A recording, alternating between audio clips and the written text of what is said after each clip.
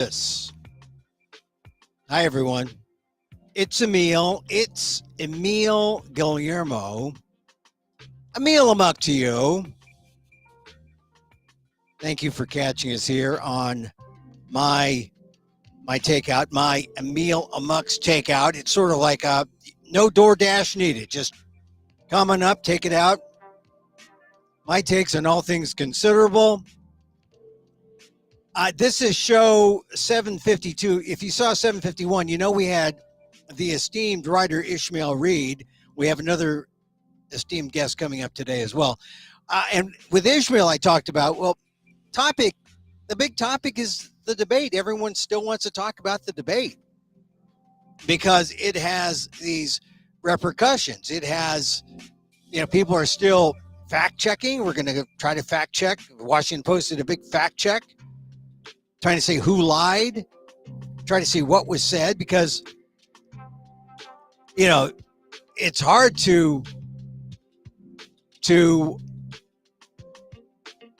it really is hard to assess when you have, to this day, Donald Trump insisting that he won that debate. He did not win that debate.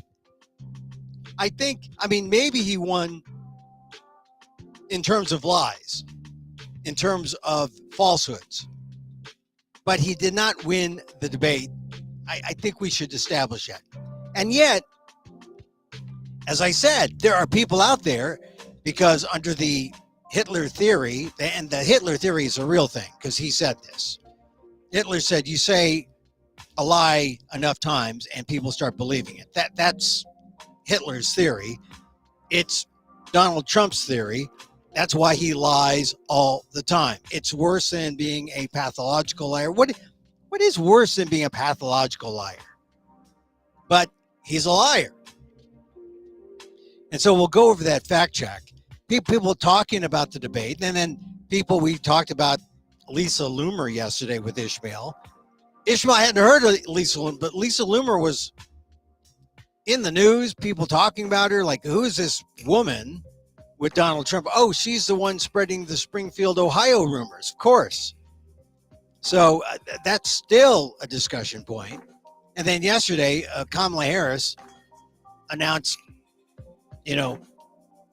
she has raised more money in 24 hours or, post-debate. And that's going to mean she's going to have 2-3 times the amount that Trump has to pump into the campaign.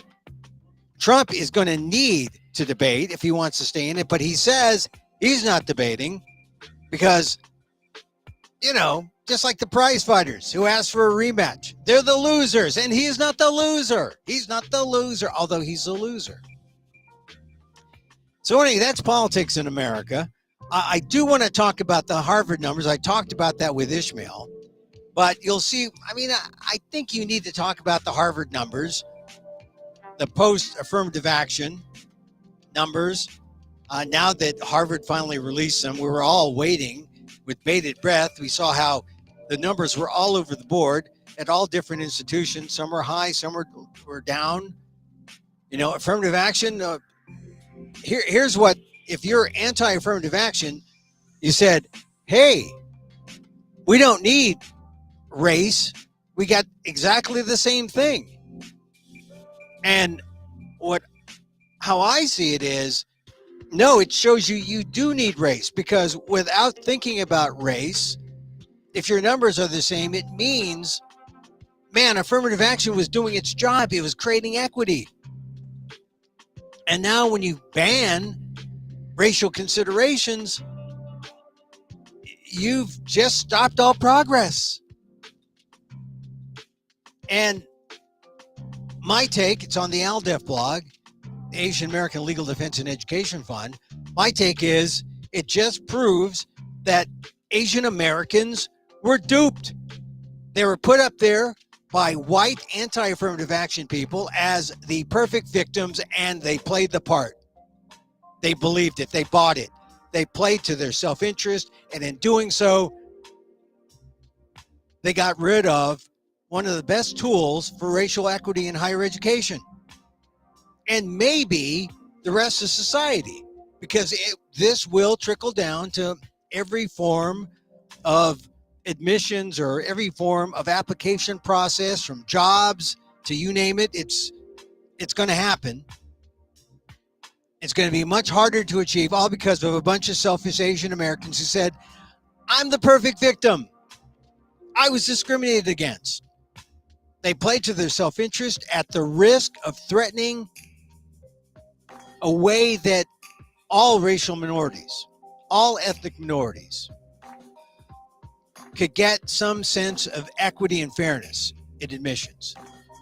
They sacrifice all that for their just for themselves, for their own self-edification.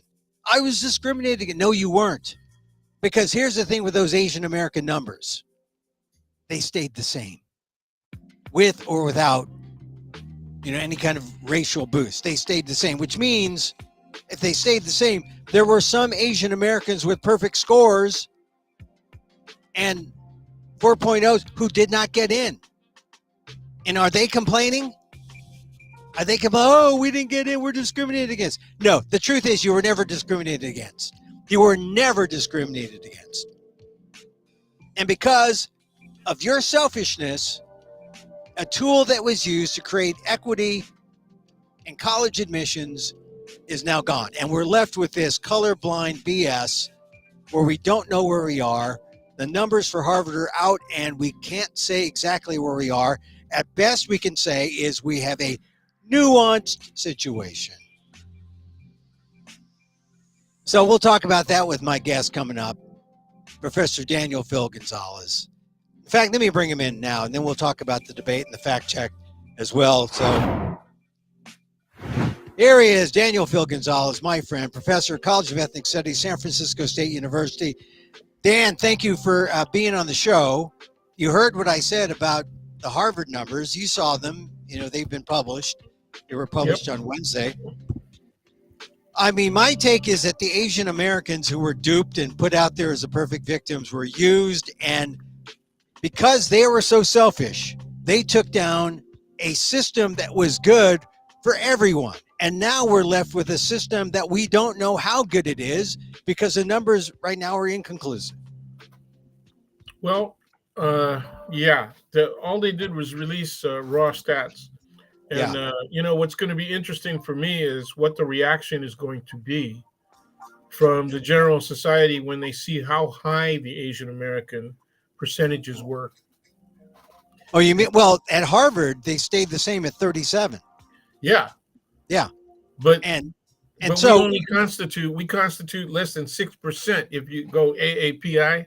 Oh, yeah. But I'm saying that the fear was at this first go round with no, racial, with colorblind admissions, that there would be a reduction. No, the fear was that there would be higher. There would be in the 40s, 43%. Well, it depends on who. Yeah, I didn't understand where fear from which perspective, right? That's what I was. That's right. You're right. I mean, for people who wanted a sense of equity to prevail, the fear was that, the Asian number is going to go way high, because if it's all on this quote unquote meritocracy, then all those 4.0 Asians who were rejected, they'll get in, presumably, but they didn't, which shows, I don't know, it shows that maybe this new system is just as bad, because the Asian Americans who were rejected, are they saying they were discriminated against, or are they saying they got a fair shake now? Because exactly, because if there was no movement in either direction, it means that their stuff appears to be steady. Yeah. And that's interesting, right? That it's steady. I've always questioned why people are so interested, right, at going to that particular institution, and they're so driven by it. And the only thing I can come up with is that it is the very, I don't want to call it conservative, but let's say highly acculturationist and assimilationist value. Yeah. It's funny you should say that. It's funny you should say, why are people so concerned about going to Harvard? Because Ishmael Reed said the same thing. It's like, well, what's the big, deal about Harvard, and it really boils down to Harvard is like the LV on a woman's handbag. It is. I mean, Okay. Harvard is the Louis Vuitton of schools, and and all you have to do is read some of my pieces going back to 2015, 2016, where I went back to Harvard Yard and saw Asians, not just Asian Americans, but Asians from Asia coming here, soon to be, they've got young kids, soon to be, they want to immigrate, they want their kids to go to Harvard, to see how they viewed Harvard. They really they had to get here. I mean, maybe it's acculturation, maybe it's just they're into the designer education, but that was a standard. And this is what Ed Blum, the guy who started Students for Yeah, the person who financed it all. Students for Fair Admissions. He's the white anti-affirmative action advocate. He found he went out, beat the bushes, and tried to find the Asian Americans who were rejected, and tried to find the perfect victims. After failing with a white victim at Texas to reverse, race-based admissions, he said, "Let's find the perfect victim, Asian Americans." And he found enough. They went all the way to the Supreme Court and they won. And it's sad because all this time, from affirmative action proponents were saying nothing wrong with the system, but now we don't have this. Now we don't have the system. Now we have this colorblind thing, and who knows what we have. A Yeah, nuance. allegedly colorblind. Well, that's the thing. How colorblind, and one of the things about, you can't tell uh, what's happening because whites have the option not to say their race, or people have their option not to say their race. So, and Harvard didn't even release the official whites, number. How many whites in the population? That's right. Yeah. So They only listed, yeah. yeah. So you can't really tell. They only Asians were listed 30. others. Yeah. Yeah. Asians were 37. Blacks were at 8. Were at 18 now, 14. Yeah, 18. That's a drop. To go from 18 to 14 is a significant drop. Or would you say yeah. that's fine? Well, okay. I just don't want to beat the hell out of this topic, but Yeah. there's so many questions that people really aren't inclined to deal with, that have a lot more to do with once again, why people want to go so badly to Harvard.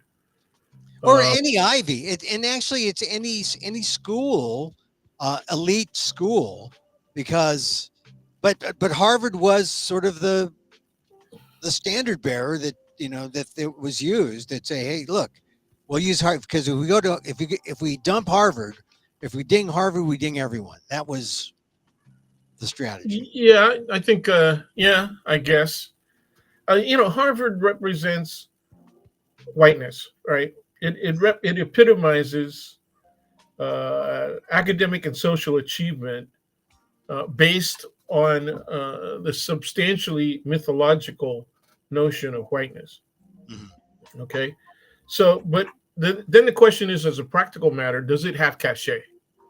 And so on the practical side, there has to be a belief among those Asian Americans and other people of color who want so badly to get into Harvard, right? They have to believe that there's going to be an instant cachet when they get out. Yeah. Okay. Well, one of the things that I tell my students and their families, if their families ask, is don't spend your money on a high end Ivy League institution for undergrad, because in virtually any profession you need a master's. For real mobility, you need a master's, and if you want to Right. get into the academy, you need the doctorate. Okay, and plus some advanced studies. And so there was a lot of people who've taken my advice. Some of them even took the advice to save money at the undergraduate level by going to a community college first, Yeah. and all that, and then go on for the masters. And Yeah. so Hey, I look, understand even all that. But even Barack Obama took your advice. He went to Occidental, yeah. and then he went to Harvard Law. Ted Cruz took your advice. He went to Princeton, and then he went to Harvard. Yeah, but he still was at Princeton, right? For the Oh, undergrad. but Princeton, that's not even a Louis Vuitton bag. That's like a Louis Vuitton shopping. Uh, well, certain members of the Marcos family would be very disappointed in your attitude about Oh, that's Princeton. right. They like Princeton. Yeah. Yeah. Well, I'm just saying that I think you're right that that the the people who are the real movers and shakers, they go to the business school, the law school, they get the PhD. That's right. But those of us who went to the college, we consider it that is the mothership. That is the Yeah. we are that is the cradle. That is the cradle of the Well, Ivy League. particularly if you're from a family where there hasn't been anybody, I mean, everybody's either gone to public schools or no college at all. Right. Well, So yeah. it makes the mandate, that internal mandate, if the kids have it, to go to Harvard. Now, the most advanced academically, I think I brought this up the last time we spoke a couple weeks ago. I wasn't able to be on last week, but and I talked about how quickly the South Asian communities, particularly the Indian immigrants, right, have not only grown in size but grown in terms of economic proportion and, most importantly, political representation. Oh, yeah. Right? I mean, we got people running for president of the United States in the Republican Party, right, of South Asian descent. Yeah. Two of them, you know, and one was relatively serious, and she still has a significant, you know, cachet You're with talking about Nikki Haley? conservative voters. You're You talking know, about Nikki Haley? yeah. Yeah, Nikki. Well, actually, she's now out of politics. She's gone into the lobbying business now. Well, She's yeah. For crossed over now, for for now. now. Right. I think she'll be back. Yeah. But anyway, I agree with you that she's out of it for now. Yeah.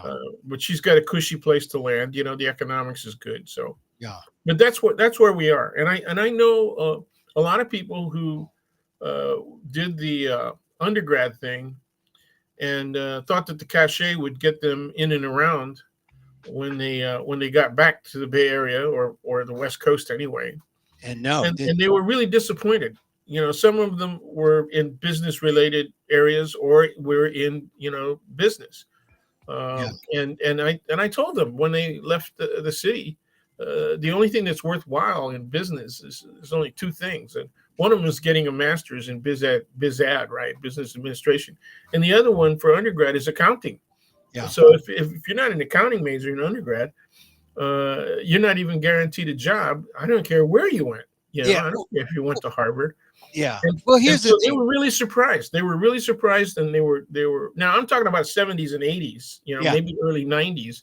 They were really surprised, and they were especially surprised by what they started to suspect was racial discrimination.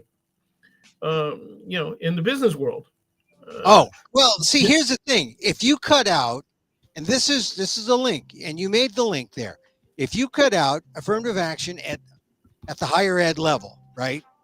Yeah. And you see it's all meritocracy. People who go for selfishly say, I don't need affirmative action. I'm good enough on my own, meritocracy, et cetera, et cetera. They may need affirmative action later on as they enter the workplace. They may find that they may need what is called affirmative, and it's not a welfare handout. It's just equity and fairness, an equal shake, as opposed to racism and discrimination that they would feel if people were left on their own. Yeah. Well, here's okay. If we're going to go down that lane, one of the questions that I ask of white students in my class is, can you imagine a circumstance where a white individual who's applied for a job um, at an institution on the West Coast, which has a substantial Asian population, Asian American population. Can you imagine where a white person may need to look at the racial discrimination and therefore find a need to at least study the law and their rights, and assert them at the initial level, right, as a complaint uh, at the employ, at HR, right, at the Yeah. human resources level. And they said, yeah, they could imagine that. And I said, well, it's a good thing that you can, because I think it's already happened. there, Yeah. there, there are already institutions that are heavily influenced by people at the top, Asian Americans, and then in the areas of HR, also Yeah. by people, especially first generation immigrants. Yeah. A lot of people, sociologists who study this thing, they warned the selfish Asians who said, we don't, we have straight A's, we can get in, we can rely on meritocracy, we don't need affirmative action. And the warning was, hey, wait a minute, don't ditch affirmative action because you may need it later. You may need a little help later when you go into the institutions of real life, not higher ed, not, post, post, Yeah, uh, yeah, post, your secondary education.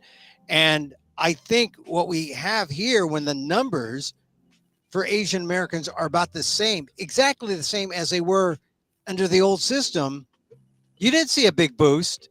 You didn't yep, see all those Asians with 4.0s getting in and, perfect. They got rejected.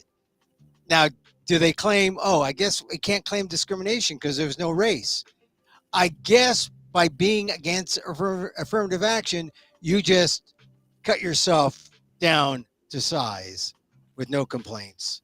And yeah. Well, yeah. Now the device by which you could have made a complaint, right, yeah, is yeah, is done.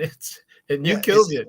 You yeah, helped. You helped to kill it. So you were standing there, blaming everybody else, and not understanding that race and racism can be very subtle. Okay, and that's what people find out when they get into the real world, as we just said. I had students who were complaining that they were way more knowledgeable about Asian markets, and they understood the culture much better because some of them were first generation immigrants, others were second generation, but they were fully conversant in their parents' home language. So they said they're having a stay in Hawaii and represent the company from there, and then advise white people who are dealing with the Asians, all over Asia, from South Korea all the way down to India. yeah. And I said, well, what did you expect? I thought they would rely on my Yeah, knowledge, because because I'm so good. I'm bilingual. I'm trilingual. I graduated from Yale with a 4.0, and Yeah, didn't make I'm a going difference. on for my master's, all that stuff. And I said, yeah, well, Well, there's a reality. There's a sociocultural reality. Sometimes it's subtle. Sometimes it's not. and this is why in my column on the ALDEF blog, aaldef.org/blog, I just said, a shame on you Asian Americans for not having the foresight to understand that you are being used and this is going to backfire and you're going to rue the day that you said, hey, Harvard was discriminatory against me, because they weren't. And now everything has come down for everyone, not Well, just yeah, Asians. it's worse than that. It's worse than that, Emil. They're saying that Harvard was discriminatory against me in favor of other people of color. Oh, They're yeah. in favor of others. Okay, and the implication is their discrimination against me was wrong because those others clearly aren't qualified. Oh, yeah. So they're adopting white racist superiority. Oh yeah. Oh, Yeah, that's a little it, nastier, is it not? that is nastier than my knife wasn't that sharp. You're going down to the bone. Now you're. I was a pinprick. You're down to the bone now. You're down to the bone because you just said they're adopting racist views about They're other adopting people. white superior racist positions. That's Oh, exactly so what they're adopting. this is the next step then, because if maybe the numbers work out and some of those 4.0, perfect test score Asians get in, then Okay. those Asians they adopt a white mentality. They are white. My position is they had it all along. Because that's part of the motivation. Once again, of wanting to go to Harvard, Yale, Princeton, etc. You know, Yeah. that's it. So That's it. That's what it's about. it's It's about they want to hold it out as a standard of proof that I'm yeah, just as good as any white person. That's what you're trying to do in great part. Okay, yeah. that's the legitimacy that they seek. But the legitimization is based on a mythology of whiteness. Okay, this was uncovered in many treatments, some whole books Mm. on the affirmative action for white people, which is of course familial. Uh, Legacy. yes, And exactly, yeah, familial legacy. wealthy legacy, and also athletic legacy. I mean, you don't have to be wealthy if you can throw a football. What I was hoping for, if they never said I got in to Harvard because of affirmative action, but the Right, test was, would they extend that legacy to my son or daughter, my right, right, kid? right. And they could have to say, hey, look, it may take another generation to get someone into the law school or the business school, but we'll bring him into the college. They didn't. They rejected him. My son went to UC Berkeley. Well, wow, what a And, sad story. yeah, exactly. See, that's the thing. That's the thing. The Asians back then, they should have just said, okay, we didn't get into Harvard. So what? I'll get into, a lot of them got into Brown, Princeton, Yeah, yeah, Amherst, like, okay, so was it really that bad you didn't get into Harvard? So a lot of them got into Stanford, yeah, or yeah, or they got into UC. Oh, tough, right? yeah. I think the lesson we learned is that a lot of us, I mean, when looking back in history, people look at how affirmative action swung the other way. Right. We are not going to look favorably on the Asian Americans. Nope. Uh, and then that's another point that I tried to make earlier is how are people going to react when they see that 37%? Yes, it's consistent with the past, but that'll make them even angrier. Wait a minute. You mean Yeah, those people are getting in at almost the same rate as white people? What yeah, are the yeah, and they didn't put the white people statistics in there, but you can bet that it's over 50%, right? yeah. So Well, there it is. no, we don't know that. Yeah, we don't know. We We don't, don't know. because the percentage of the class for the blacks, the Asians, and the Hispanic, it's about 65. Okay. So does that put the whites at 35? Yeah, That's yeah, that's that's right. I'm that's wondering, yeah. that's We should be less. asking what constitutes 100%, of the admissions, right? Oh yeah, because we don't know. We don't know that they don't get into that analysis, and That's right. so we're just, because we're colorblind, we're still speculating, That's but right. it doesn't feel good. It doesn't feel like the old affirmative action, which we knew. We had a sense that at least we were tilting toward equity instead of this, where we're tilting away from it. Well, see, that's the laugher, right? Because if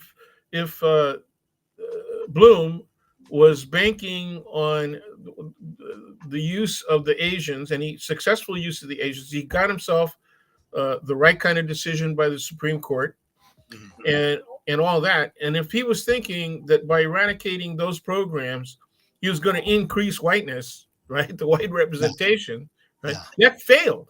That yeah, failed miserably. yeah. We, we I just think don't know to what extent it failed.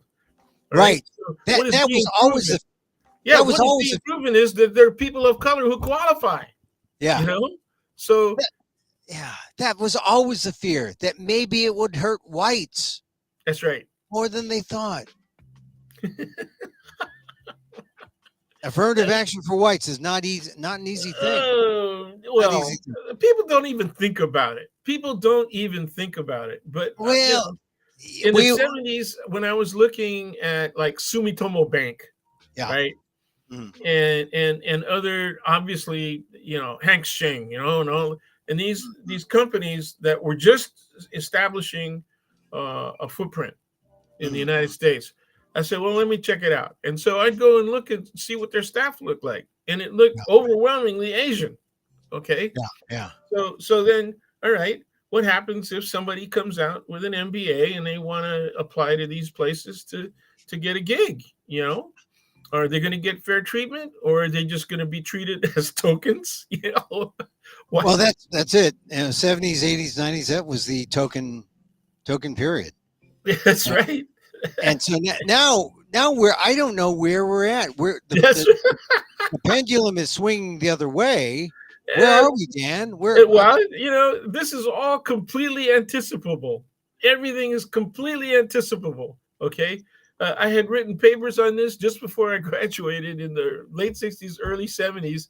And, I was getting A's in class, but, how far did my thinking go? I Well, so remember where are we going? I mean, I guess we got to keep fighting. we have to keep fighting for fairness. Okay. What has happened is the right, again, has succeeded in taking the word equity and substituting it for the N word. That's essentially what they've done. The N word. Yeah. If you are about equity, you're an N.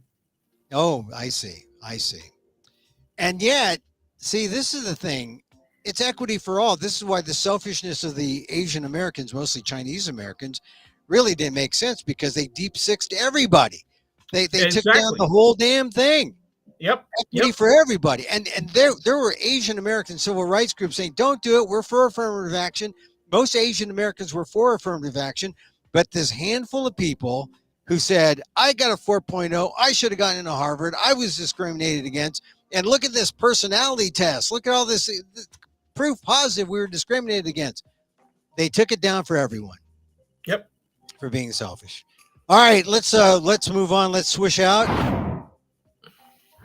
Got my swisher working. Dan, let's go back to topic A is Oh, the debate.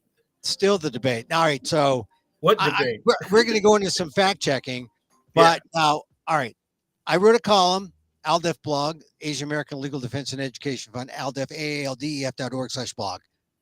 And I was hesitant to say that Kamala Harris kicked Donald Trump's butt because he was still standing and still capable of lying, saying he won. So it's sort of like it's sort of like the cartoons, you punch him and he bounces back up. He doesn't stay down. But here's the thing about Trump. Uh, the the other thing about Trump is that Kamala Harris. Well, I I I just I just thought that she wasn't as good as I'd hoped she was on some specific things. She relied too much on. I'm gonna give small businesses $50,000. She kept repeating that. She kept harping on some of her key points.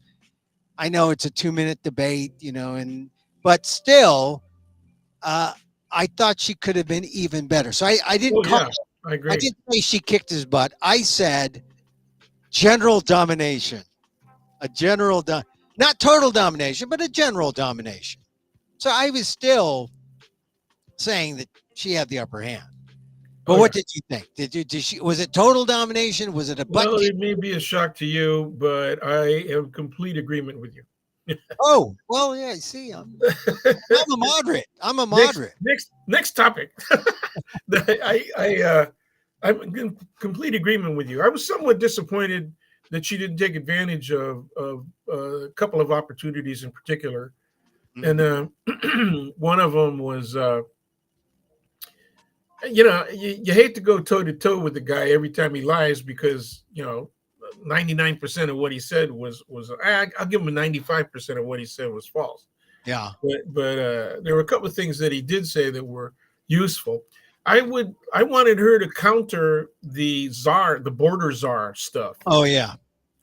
But because that's one of the strongest issues really that yeah. they have. And Yeah. and so I think that in many places it is as strong as the abortion issue. Yeah. She could have been more direct. She could have said borders are. I was in charge of this much. But That's guess right. And what? there you go. But but That's but exactly here's what I what wanted. but here's what she said that was good. She Okay. said, and she's repeated this before. This is a standard line of hers that says, we had a deal. We had a bipartisan deal. And Oh yeah, yeah. you, Donald Trump, you said kill this bill so that he would have something, he would have a problem to run on, not a solution to run on, which I thought was a good line. Yeah. And then David Muir, I know that the ABC folks got criticized. I don't think they were unfair. I thought they were very fair. As someone I who, thought they could have nailed him on a bunch of stuff. yeah, but they nailed him on this. They said, Mr. Trump, will you comment on the border deal that you killed? And Donald Trump wouldn't answer it. That's right. He refused to answer it, and then but that's sort of a gift because that led to the dog and cat eating story in Springfield, Ohio. So in many ways, I guess that was a positive for Harris. But so what do Yeah, you? but that's terrible though, right? I mean, It is because so terrible. people go, it's terrible that the general public seizes on the pets. They ate your pets story. But And, Dan, it's about the slur. It's about the fact that the only way people can relate, the only way Donald Trump can relate to others about the border issue and immigrants is those people are so bad they're eating your dogs and cats, which is a slur, which is it is intentionally a slur to make people emotional about these people who don't belong here. That's his argument, yeah, and it shows how racist, there you and go. it shows how, and this is the same kind of racism we've seen throughout in American history, That's because right. Asians were eating dogs well before the Haitians were. Yeah, before people accuse us of being academics who only refer to textual history, have you ever had any direct experiences with racism yourself? Who, me? Yeah. Oh yes, yes. I would say I would say definitely. I was in, but and I thought you were going to say, have you ever had a direct experience with dogs? Dog meat. Because first of all, it was cat meat, which I have been to a safari game feed years ago in the Oh 80s, man. and they ate lion. So I guess technically I had cat. Uh it is very oily and not very, I mean, I've never eaten dog knowingly, but I'm just saying that Asians have always been the people who were the purported, well, the Filipinos, the famous dog eaters, right? Well, but Filipinos. when you check out other Asian cultures, there's all kinds of other Asian cultures, particularly Southeast Asians. Oh yeah, yeah. There are other Asians who eat Yeah, dog. and Chinese have been known, to also eat dog. They I mean, dabble. They dabble. it's a big, yeah, it's a standard joke for us in Asian American studies. Are you going to eat that? It's just it was a Right. standard joke, because for a good friend of mine who passed away, unfortunately, a few years back, right? Yeah. Uh, you know, eat everything before you die was the title for one of his books, Yeah. and But Dan, this is the standard, right? This is standard racist ethnic joke, and Asians should have felt that right to the core. That, oh my God, he's going after them, and it's wrong, and it's xenophobic, it's racist, but it works amongst some whites today. Still, some, some. Well, but you think most? yeah, Oh, I was trying to give them some benefit of the doubt that some would, No, it would resonate with some, but not all. Do you think no, I all? don't. I'm not saying all either, but I'm saying everybody has some level of racist notions, right? Yeah, Some yeah, level. It's a question of degree, yeah, and most people would readily deny that they think in any racist fashion whatsoever. But when you establish what the standard for racism is, what the criteria are, specific standard for racism, and you establish that all you got to do is think that one race is superior to another in some way, shape, or form, and mhm, then that is your minimum, right, criteria. Then everybody goes, oh yeah, well, I guess I would have to admit that I might at least that, yeah, at least that. But yeah. when people, I mean, even in my classes, I get students who say, I don't think racism affects us that much. Hmm. Um, Well, and so I have to go through. Then when they see the history, they quiet down. yeah. They But say, I don't. oh, Just this is because they see the history doesn't mean they accept it. But at yeah, least but this, it causes them to quiet down. yeah. You got to cop to the fact that there's a pattern. You can see it. Oh my God, it's The still base. happening today. That's Still what. happening today. Hey, so Dan, all right. So there's a lot of play about the dog and the cat, and Yeah, yeah. it's been debunked, The but geese. The geese. They had. I saw a picture online though right, of and a a guy geese carrying and a a goose. but they had this one woman, Laura Loomer, Oh has been man. Oh. yeah she's been now she's got to be bad when Marjorie Taylor Greene kisses her. So She this says, is in no way does she represent MAGA. this is really a sad commentary that there is someone more racist than Marjorie Taylor Greene. I mean, it really it scares me. It scares me because I think they put Laura Loomer up to this to make Marjorie Taylor Greene more acceptable to everyone else. They'll say, "Look, Oh, I think that's where this is going." by When comparison, you know, by yeah, but comparison, she yeah, might but that might not be good for her reelection. I mean, she's in the lower house, man. She got to run every 2 years, so she's up. yeah. But She's up right now, and I just that might lessen her cachet, man, her value in her home I don't constituency. know if she says, "Look, I'm racist, but not as racist as Laura Loomer." I mean, that might get the moderate vote over to Marjorie Taylor Greene. All you right, so You're realizing we're starting to sound real radical by saying that would get the moderate vote, right? well, the moderate right wing vote, moderate right wing vote. No, Look, no, no. I liked your earlier statement better. I just came back from Texas, where I went to this Texas Tribune Festival, Woohoo! and it is, predictably, a kind of a sort of a moderate left kind of affair. And if there were Republicans there, now Karl Rove was there, he was there, and he wrote a scathing piece that in the Wall Street Journal the other day that really Yeah, criticized Donald Trump, yeah. and he's the guy who Karl That was Rove, Lee Atwater, all those people Bush's brain. put Bush on the map in terms of how he is. I mean, Bush isn't all that much different from Trump, but he's in a nicer little, you know, he's got the kinder, gentler dad, and Yeah, he's well, got yeah. that His dad image. was the origin of kindler, gentler, and a thousand Yeah, points of light. Yeah. right. So that kind of moderates him a little bit, but Well, he GW, also he was critical of people endangering the lives of Muslims after right. 9/11. He So came out. there's a little soft spot there, but he's so different from Trump. But anyway, but Karl Rove was at this thing. John Bolton. There were a lot of Republicans at the Tribune Fest, and the thing about it is that they were all Kamala Harris supporters. They were all Never Trumpers, Lincoln Project people. George Conway was there. I met George Conway. I said, "Hey, you're a Filipino." Hey. And Yeah, yeah. we talked a little bit. You have a major interest in the area around the former naval base. But I just I I don't know what's I lost my thought there about when I was talking about Republicans.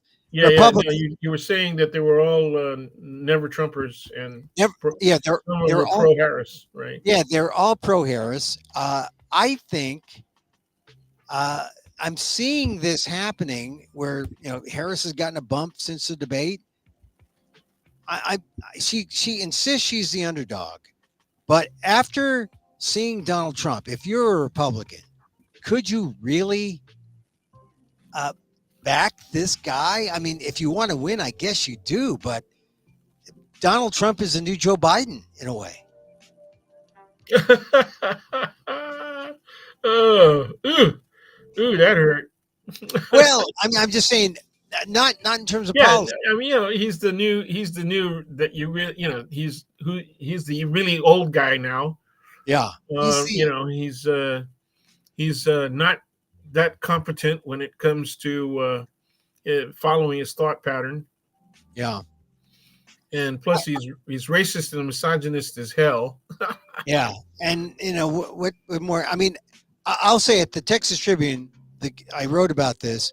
Liz Cheney was there, and boy, she made a lot of sense on that one point, because if you look at her voting record, 99% of the time she's voting totally opposite. The way Mhm. I would think, she's against mental health. I mean, not she's against funding mental health. She voted against some bills. I mean, just some basic bills that she either didn't vote for or didn't show up for. I mean, but the one thing that you can agree with her is that Donald Trump is not fit to be president. So, what does it say about American politics now? You see, after the debate, more Republicans I join the think no there's going to be Trumpers. a lot more common ground. I'm hoping there's going to be a lot more common ground. I shouldn't say I think.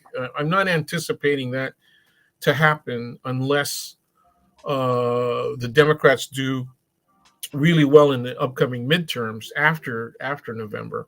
Like Yeah, in 26. If they stay strong, they're able to achieve a significant amount of what they state their agenda is. And if they particularly do the big thing about immigration, and that's to redo the damn system, and put more judges out there, that's what they need to do. yeah, The Republicans blame the Democrats for all of the stuff that we're going through. And the reality is the Republicans are more at fault in most instances because they're the guys who have the standard of lowering government costs and lowering government program outreach, yeah. right? They don't want It- people messing in our lives. And so, they want to cut everything. They don't want to recognize, they absolutely resist recognizing that American society has gotten so complicated that you actually need more government services. yeah, But they're not looking at that at all. I mean, they're insisting like this is the 1950s, right? Post Second World War, that everything's socialist. That everything the government does is all socialist, and they're saying that again. yeah. Look at what the idiot that doesn't even know how to spell Marx uh, has been saying. He calls she's a Marxist. You And, know. a Groucho Marxist or so. No, here's the thing that you just said about government. Uh, the Biden Harris administration is announcing some greenhouse gas funds to help Mhm, communities. It mhm. sounds good. They've got tens of millions of dollars. And, but who can apply for this? Yeah, Except existing companies who are, climate change experts or climate experts. I mean, nothing boils down to the consumer. And these monies are targeting uh, they're targeting communities that have been left behind. Left behind by who? By the corporations that didn't want to bother with these communities. So these monies are probably going to go to those companies so they can service these people. And because I don't see this as a consumer thing where consumers can apply for these funds and then fix their own houses and make them greener. I mean, first of all, it's a government grant program, and those things are ridiculously complex. So I just, this is the thing about government. This is a democratic plan, but it just goes to your point about government is so complex. Getting grants from the government, are so complex that you need more help. And the That's people who right. can take advantage of this are the people who screwed up the communities, ignored the communities in the first place. So I'm just I just went to a thing this morning about this government grant program, and I'm just saying, yeah, we need government to be simpler, to be more responsive, and so that people can really access things like if someone announces funds for green programs, Yep. it should help consumers anyway. uh Yeah, you're saying it exactly. I think they should follow. After particularly the really bad wildfire mm, season that we had like 3 years ago, yeah. um, where everything out to the Rockies, right, was burning.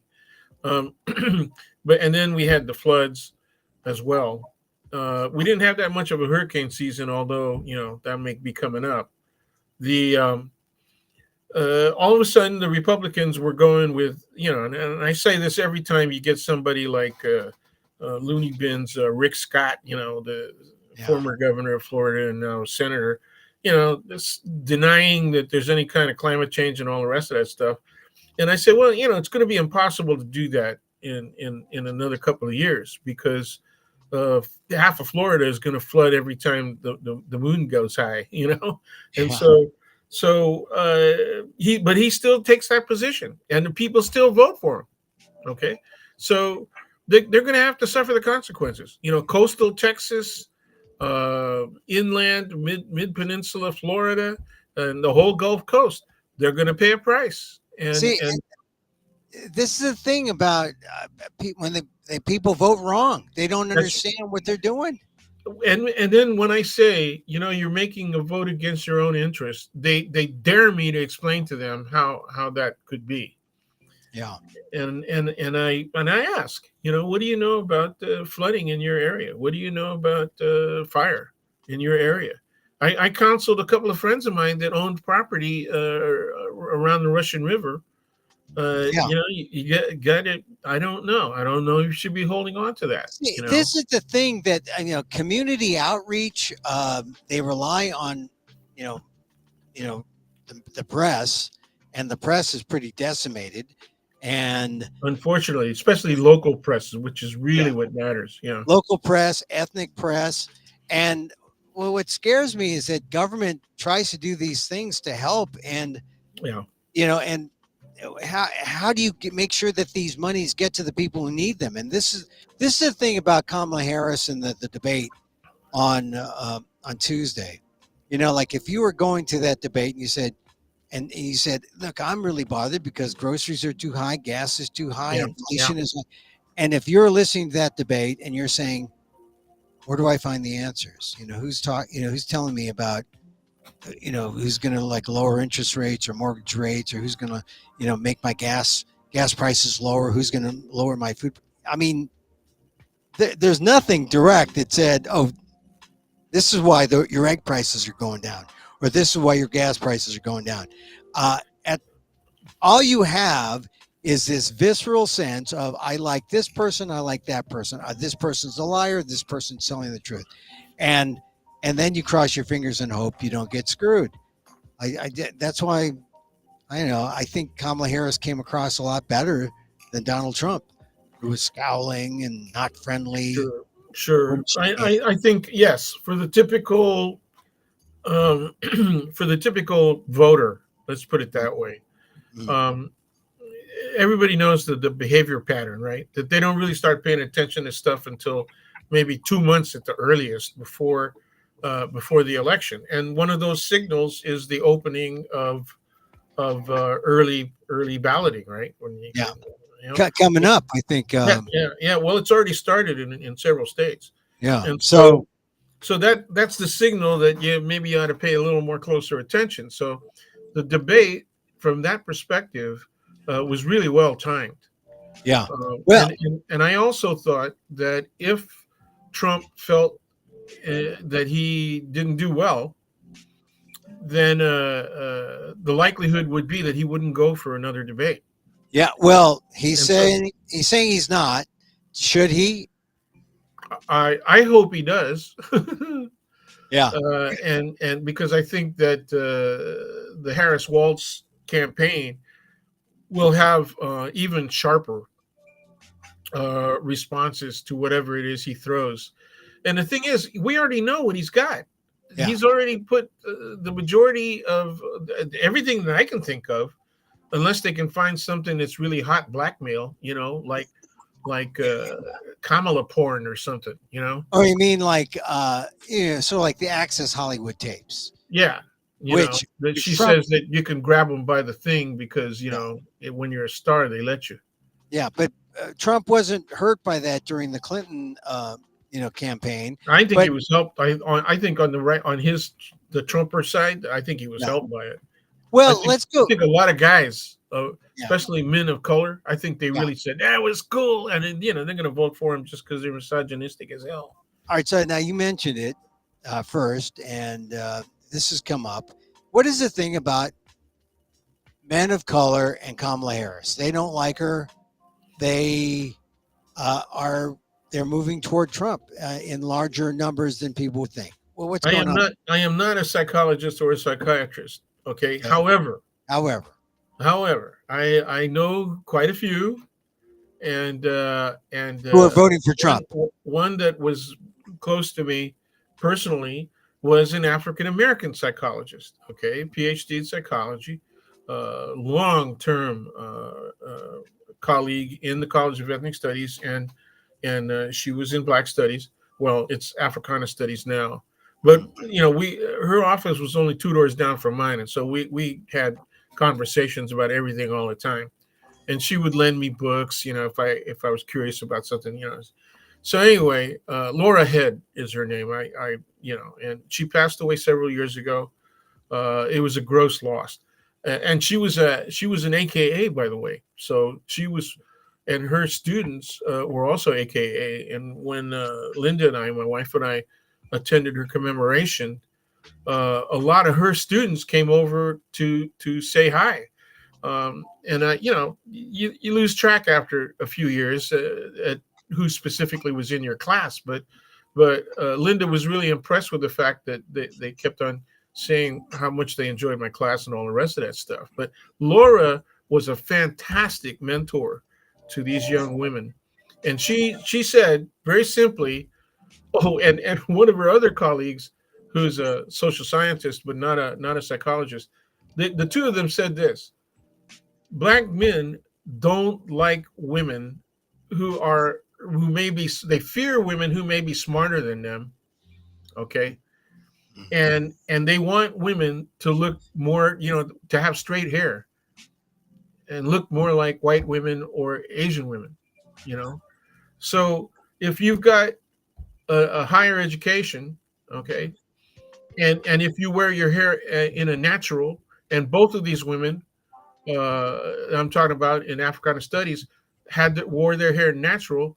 They said men are less likely to be attracted to us, okay, and more likely to be attracted to the other.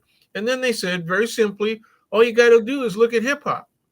Yeah, All you got to do is look at rap culture. All you got to do is look at everything after the 50s, when women found out that they could get hair relaxer that didn't fry their hair off, that was a little safer. And they're right. A lot of African American men and a lot of Latinos really don't like women who are potentially more smarter than they are, more intelligent, particularly if they have academic status. wait, yeah, I can't believe that it boils down to that kind of a sexist thing. I mean, they're not talking about her policy. They're not talking about, what she stands for. They just look at her and say, "Oh, she's an African American woman. Hey, These are the women." I've this has been right in my face. I've had African American men say, "Is she even black?" I mean, and I said, "What? You're buying into you're buying into the criticism that she just turned black?" And they go, "Well, I mean, she's half, Indian." And Yeah. I said, "What the hell? What the hell difference does that make? What difference did it make that Obama was half white?" Right? Actually, the way you said that, quoting your black male friend, sounds just like what Donald Trump said at NABJ. Well, sometimes is she black? I just want Yeah, it yeah. sounds like the criticism, and that came up in the debate, and it was all like it was dismissed. It was not. It came up like in the last 20 minutes, but it was almost it, like almost old news. But it's not apparently for some in the community. Well, after the debate, I was switching back and forth between all of the stations, but particularly CNN and MSNBC had panels, right? Mm. And I think I want to be sure, but I am not absolutely sure. But MSNBC had a couple. Yeah, it was MSNBC. They had a couple of members of their panel, and I was interested in their panel particularly because they had a Latino younger guy. He looked like he was in his 30s at the oldest, and they had an African American, what African Americans call a lighty. He was moderately light skinned and and younger, maybe even only in his 20s. Like right out of college, and they both were Trumpers. Mm. And they both said, well, I haven't heard enough from either of them. And then they were asked point blank, right? Well, is there any chance that you would vote for Kamala? And one guy said no outright. I'm a conservative. I wouldn't do Yeah. that. And the other one said, no, I'm definitely leaning Trump. So Wow. the You know, debate I had no effect on these two guys, and they were within the age range that we're talking about right now. yeah, I just don't see that. It's men of You don't color. see it, or you can't believe it. I have a hard time believing that Okay. that's happening. But also, look, it's men of color plus white women because I see the focus groups that have white women saying, "Oh, well, she sounds nice, she sounds smart, but I think Donald Trump has far more experience." Oh yeah, experience with committing felonies. I mean, there's a lot of things I don't get. All right, No, so no, you know what that is? Okay, what's that? underlying all of this stuff at the Yeah. root of Mhm. everything is race. Oh yeah, of At the course. root of everything is race. And They're so not. Yeah, and then when you move over to men of color and you're trying to explain their problem, okay, underlying everything is misogyny. And it saddens me to be able to say that. But I have to say that based on my own experience, observation, and also in terms of academic data. yeah. Well, racism and misogyny. Whenever you have an Asian American, African American woman for the first time running for president, you will have aspects of racism and misogyny, and it's too bad. It's too Yeah, but bad for us. what you're But saying I is would, you're having a difficult time accepting that men of color, yeah, particularly Latinos and African Americans, yeah. subscribe to those values. I do have a hard time because it's against their self interest. Well, but there's people who vote against their self-interest all the time. There's people who drive against their self-interest. Well, There's look, we people who talk. make left turns in front of me with no signal, right? Yeah, and look, Right? we just talked about affirmative action too. So Yeah. people people Well, work but against see, their but self yeah, interest. but affirmative action is a little deeper, and the people when they make erroneous decisions like that, okay, anti-affirmative action, it's because they're accepting the shallow definition of the circumstances. They're not seeing all of the permutations, all of the facts that are involved in that process. The general perspective on affirmative action has always been that people are using race and race only to their advantage, and that's the only reason that people are getting voted in or chosen for admissions or hired is because of race, and that is not a qualifying factor. They feel that the persons are not qualified otherwise, that they would never have been chosen if they were not a person of color, Yeah, or if they were not a person of color or a woman. yeah. Okay, And and this is now a maybe LGBTQQ. So right. that's what they do. So Yeah, you except for those categories of suspicion, right? That's what they're called in the court, is a yeah, suspect category. If you're not in one of those suspect categories, right? then people don't assume that you're incompetent. But if Yeah. you are from one of those suspect categories and you have a freaking job, right? Yeah. They'll say, well, they got that job because You know how they got there? they're Well, not look, getting qualified. we saw an extremely competent woman, Asian American, African American woman, trounce a white former president. She is a DEI hire in all its full blown glory. Yeah. She was better than a white man. That's what we can say. That's what we can say. She So Dan, performed better than that particular white man. I would yeah. hate to hold all white men to that standard. Well, Okay. and the fact is, Donald Trump is there because he has benefited from a kind of white privilege and white affirmative action. Whites wanted him to carry their mantle, you know, wanted him as their standard bearer. And look where it's getting them. I think in the end, it's going to be the wrong choice for a guy to be president a second time around. So, Yeah, okay. Yeah, but if he is elected and he gets that second time around, we will all be visited by the we will all be vulnerable oh, to the yeah, yeah. harm that comes from that. Well, Okay. I think people better pay attention because, you know, Donald Trump, if he wins, I don't think he'll have any qualms or any hesitation to do all the things that he says he wants to do. You know, the dictatorship on day one, When he's locking up rallying, people. when he's doing his rally, you know, Yeah. speeches. All Yeah, I right. So, just don't have any. I think so too, and it's going to be interesting. I mean, if he wins, I'd be really interested in seeing how the people who thought they could control him the first time around, right in oh no, 20. they're not there. He's talking to Laura Loomer. They're the people. The people trying to help him out aren't there. Hey, look, in the time remaining, let's look at some of the facts that are key facts on the economic front. Yes. People thinking about inflation. He said a lot of things about inflation and the tariffs. First, the tariffs. Yeah, Tariffs are not paid for by a foreign company. that's Tariffs right. are paid for The consumer, the by the person who buys consumer. the product. Ultimately the consumer. It's paid for actually by the importer, which and the costs are passed on to the consumer. Trump may deny it's a sales tax, but those costs are going to be passed on to the consumer. And the They already Washington, are. They yeah, already are. We already are suffering the consequences of that.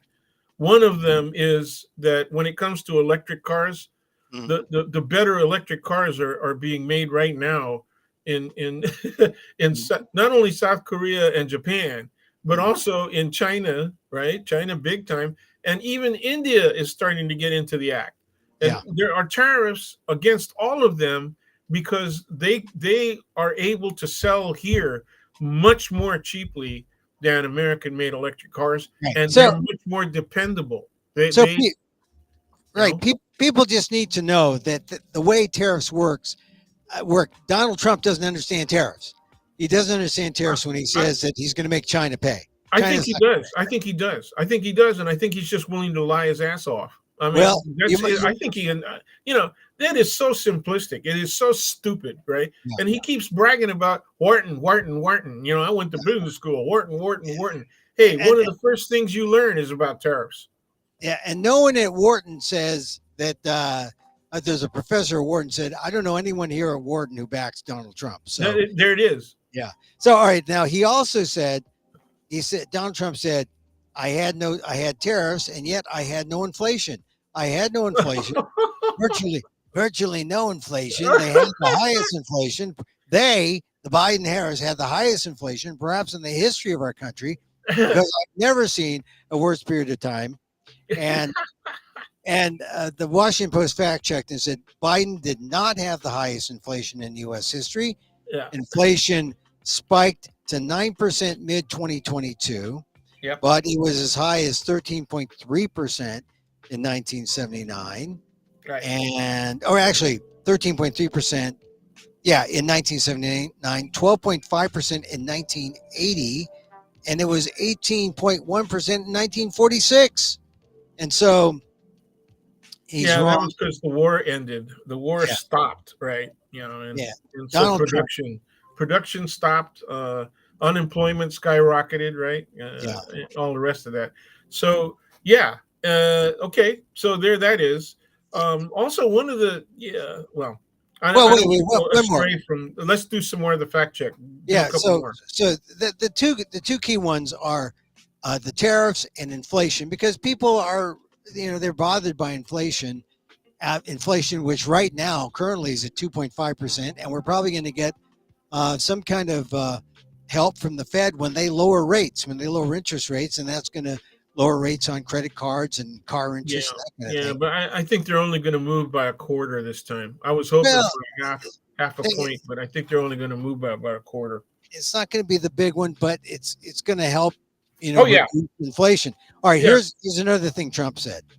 He said we have millions of people pouring into our country from prisons and jails, from mental institutions and insane asylums. I mean, where does he get that? Right? I mean, this is another xenophobic. The same place he got his polling statistics. Yeah, this is anti-immigrant. The Post called it poppycock. There is no way that they're coming out of any of those places. And the number. Let's see. A research associate for Institute for Crime and Justice Policy Research in Britain says the number. Let's see. Says in 2013, 10.2 million people were in prison globally, and that had grown to 10.77. I say, where this? It says so. People Yeah, yeah, basically but the biggest disagree. prison population is the U.S. prison population. Right, right. But most people disagree with what Trump said, that they're coming out of jails and asylums. Okay, now let's see. I guess those are the big things people should go to. I mean, we debunked the dog and cat Springfield, Ohio story. That was debunked well before he even repeated them. Yeah, In people are still repeating it, and they're still looking for pictures, and yeah. they're doing, the I don't know. They didn't even get into education or any of that stuff. Oh, they did get an education, and there was only one line where they got into LGBTQ issues when they Yeah, talked about some guy going into a bathroom and getting an operation, which is like, where in did the he get that? bathroom. Yeah. Which, So there's a, which stall there's was a, that surgeon in? This what? yeah, there's just a lot of baloney there. I can't see anyone voting for Trump, but we're dealing with the United States, so it's going to be close. It's going to be a close Well, election. that's the scary part, and that's the part that I always tell people who get engaged in conversations with me, including my neighbors. I said, even if Trump loses, he's not going to go away unless he leaves the country because he doesn't want to go to jail. But he's Well, that's going to be it. Yeah, but his people won't go away. They're going to be here, yeah. and when you see close to 50% of all of the voters in the United States willing to support a guy like that, they're not going to go away. Their values and the things that motivate them to vote for people like this are clearly indications of how they think, Yeah. and they're going to be there, and they always have been there. That's what I keep trying to tell my students. Yeah, yeah. Look at the history. If you look at the history, that element of racist nationalism has always been there. And Trump just gave him a reason to come out, unfortunately. And this is the bad thing, because when I was at this thing in Texas, I don't think I ever met so many Republicans that I liked. That was in my experience. There's so many nice Republicans. And I said, gee, I hope this is a trend. I hope Right. this is a trend, because we're talking to each other and maybe we can come up with policy that makes sense. I hope if Harris wins, there is that sense, because people will realize she's not Comrade Kamala. She's not a Marxist. She is a centrist, and we have a shot at creating a government that can work for everyone. Well, that was the knock that she took from progressives and liberals. Oh And yeah, yeah, they saw her as a right winger just by being a DA. yeah. And So I know that's the case. There's a lot of people on the left and the extreme left who look at Kamala Harris and say, "Oh no, thank you. Oh no, Mhm. thank you." And Yeah. and people on the extreme right who say, "Oh no, thank you. Oh no, thank you." And really, it's it's the people in the middle who say, yeah, Kamala, she deserves a shot. She can do it, but let's see how close. Hey, listen, Dan, thanks for being with me, talking about Thanks for this. having me. Thanks for having me. Yeah, It's a pleasure and being back. yeah, and we'll talk again soon. Uh, I don't know what's going to happen. We'll follow the campaign. We'll follow. I mean, North Carolina looks like they're moving toward Kamala. Uh, you got Wisconsin. I guess Pennsylvania will still be very critical. Hmm. Uh, Hmm. Nevada, Yeah, Nevada's going to be Wisconsin and critical. Michigan look like they're moving in her direction, definitely. But Yeah, but it's just polls. yeah. Well, we'll see So more. Nevada, I'm with you. I think Nevada and Arizona are going to really be significant. Well, if you need pad, and someone's going to need pad, Yep. they're going to need it all. But I think what with the debate, if any, I mean, I said this after I saw her speak at the DNC, that if anyone had any doubts, but this was like 67 million people watching this, and all people, not just Democrats, it was Republicans too. If they saw this, they know now that Kamala Harris is more than capable, more than qualified. And what scared me a little bit over the last 3 years is how everyone had such a jaundiced view of Kamala Harris. All Yeah. the mainstream press, when there was a big takeout in one of the papers, the New York Times, Washington Post, you name it, they would always approach the profile as if we don't know about this Kamala Harris. Oh, there's something wrong. I had some my issues with her, but I was not as skeptical as Yeah. the Washington press corps. And Well, your issues were real issues. yeah, In other words, there were things that she did that you either found contributed to a more just society, or that you found were likely to cause a greater amount of injustice. That's when you're looking at a DA or an attorney general. That's generally what you're looking at, right? yeah, And so yeah, your criticisms of her were legitimate criticisms, just as my points of reminders to you that she did some good things about youth. She wasn't quite an advocate, but she definitely started up programs that were more likely to keep youth away from adult prisons, and more likely instead to give them alternatives, right, yeah. to criminal. Well, here's the thing that you learn about people's past. You know, they're not perfect, right? They might go this way on one issue and the other way on That's another right. issue. That's right.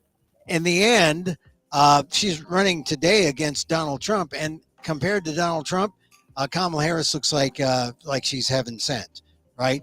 Right. Compared to Donald Trump, and I think people are going to have to make up their own minds and not rely on Taylor Swift, unfortunately. But Yeah. what can I say? And not Yeah. rely on Beyonce or Jay-Z or I know Wu Tang.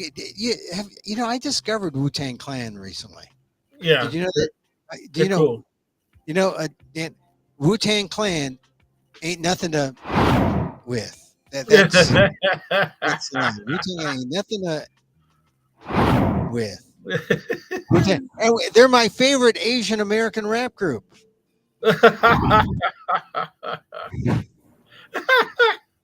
I know they're not. Yeah. They're from Brooklyn. They're from Yeah, I know. All right, Dan. Hey, thanks. Stick around. We'll talk. But there he goes. Daniel Phil Gonzalez, my friend, College of Ethnic Studies, Asian American Studies, San Francisco State University. Far more radical than I am, which is why I like to bring him in. Usually on Fridays, so I can tell if my barometer is still working. Yeah, I'm a little more to the center. A little more to the center. Hey, check out my columns on the ALDEF blog, aaldef.org/blog. I'm moving the column. The column's going to go somewhere else. Here, if you want to play this game with me, should I move it to Substack or move it to Patreon? Just go to the form here. Or go to amok.com and say, Emil, you should go here, or Emil, you should just shut up. No one cares about you. Or just tell me, because I won't be at ALDEF for much longer. But let me know. Let me know. You can catch my columns there now, my back columns at aaldef.org/blog. And let's see, what else are we doing? Oh, I have discovered something. I have discovered intentional laughter, and it's helped me a lot. Just laughing on purpose, not because I said something funny. Like, Dan was laughing, before because I was doing my Trump impression. This is laughter non-dependent on a Trump impression, non-dependent on anything. It's just, I call it intentional laughter, and it's helped. It's helped. And check out, I'll do some things probably in a week. I'll start my intentional laughter things here on this show. I still do some meditation because that's helped me a lot. Helped me a lot calm down about everything that's come down the pike. My yogis say, hey, stop watching the news. You want to feel happy, stop watching the news. But these news meditations have also helped me. So anyway, meditation has helped. News meditation, story meditation, loving kindness, sending it out to you out there, and then because it comes back twofold, threefold, fourfold. And so, as I wish for me, I wish for you. May you be safe. May you be happy. May you be healthy. And may you live with ease. Emil Guillermo here. Catch us on YouTube at Emil Amok 1, X at Emil Amok, FB, Facebook at emilguillermo.media, or my name, Emil Guillermo. Have a great weekend. Till next time. Mahal Gita.